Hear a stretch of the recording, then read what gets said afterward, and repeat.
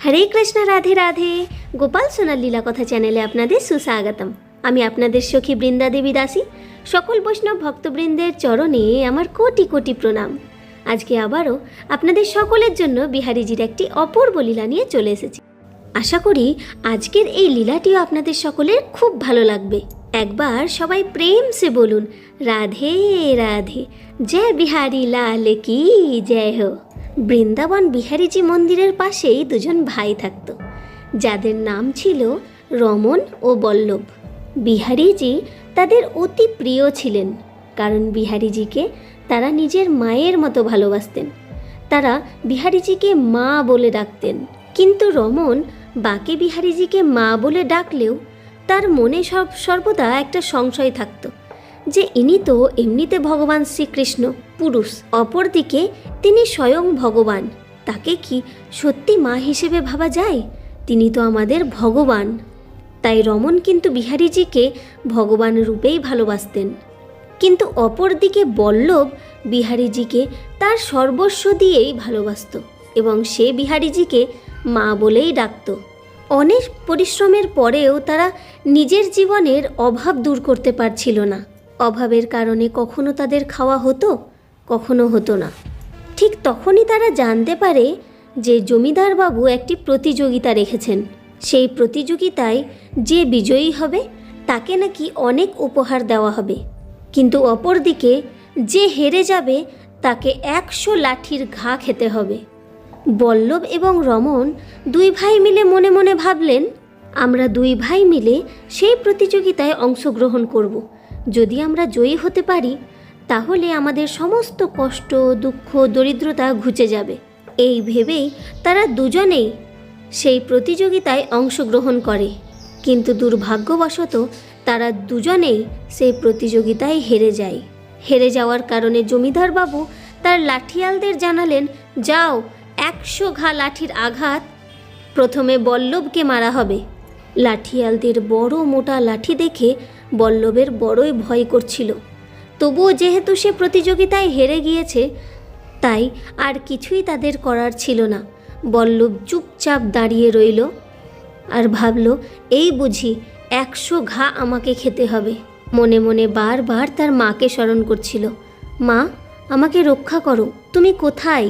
এইসব ভাবতে ভাবতে যেই না লাঠিয়াল 1 লাঠির ঘা তাকে মারতে যাবে, অমনি পেছন থেকে একজন নারী ছুটতে ছুটতে এলেন এবং লাঠিয়ালকে বললেন, দাঁড়াও ভাই দাঁড়াও, আমার পুত্রকে তুমি মেরো না, দরকার হলে তার বদলে আমি মার খেতে রাজি আছি। বল্লভকে সেখান থেকে সরিয়ে দিয়ে সেই নারী সেই 100 লাঠির ঘা চুপচাপ সহ্য করে গেলেন।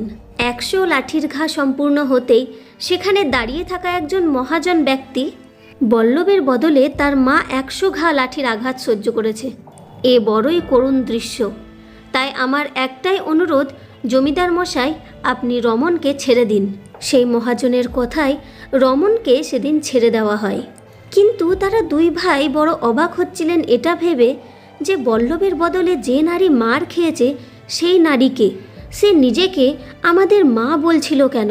এই সব ভাবতে ভাবতে তারা দুই ভাই বাড়ি ফিরে আসে। অপরদিকে যেই না বিকেলবেলা বিহারীজির মন্দিরের পট খোলা হলো, অমনি দেখা গেল এক আশ্চর্য ঘটনা। বিহারীজির সর্ব অঙ্গে লাঠির দাগ ছিল। বিহারীজির কালো অঙ্গ যেন লাঠির আঘাতে লাল হয়ে উঠেছিল। এসব কিভাবে হয়েছে তারা কেউই কোনো কিছুই বুঝে উঠতে পারছিল না। ঠিক সেই দিন রাতে বিহারীজির সমস্ত লীলা পূজারীজিকে বিহারীজি জানালেন। অপরদিকে রমনকেও তিনি স্বপ্ন দিলেন এবং বললেন, বল্লভ আমাকে মাতৃরূপে ভালোবাসে, সে আমাকে মা বলে ডাকে, তাই মা হয়ে নিজের সন্তানের রক্ষা করা আমার দায়িত্ব, তাই আমি মাতৃরূপে তাকে রক্ষা করেছি। কিন্তু অপরদিকে তুমি আমাকে মা বলে ভালোবাসলেও আমি ঈশ্বর রূপেই তোমার কাছে পূজিত, তাই আমি মহাজন রূপে তোমাকে রক্ষা করেছি। স্বপ্ন দর্শন করতেই রমনের ঘুম ভেঙে যায় এবং সে বল্লভকে সমস্ত কথা জানায়। পরের দিন যখন তারা শুনতে পায় যে বিহারীজির গায়েও নাকি মারের দাগ আছে, তখন তারা নিজেকে আর ধরে রাখতে পারে না এবং ছুটে আসে বিহারীজির মন্দিরে। সেখানকার সকল মানুষরা বল্লভ এবং রমনকে দেখে বড়ই অবাক হচ্ছিলেন এটা ভেবে যে বিহারীজি তার প্রত্যেকটি ভক্তকে কত ভালোবাসেন। নিজের ভক্তের জন্য তিনি 100 ঘা নিজের পিঠে নিয়ে নিতে পারেন। এবার আপনারা বলুন তো, আজকে বল্লভ, রমন এবং বিহারীজির এই অপূর্ব লীলাটি আপনাদের কেমন লাগলো?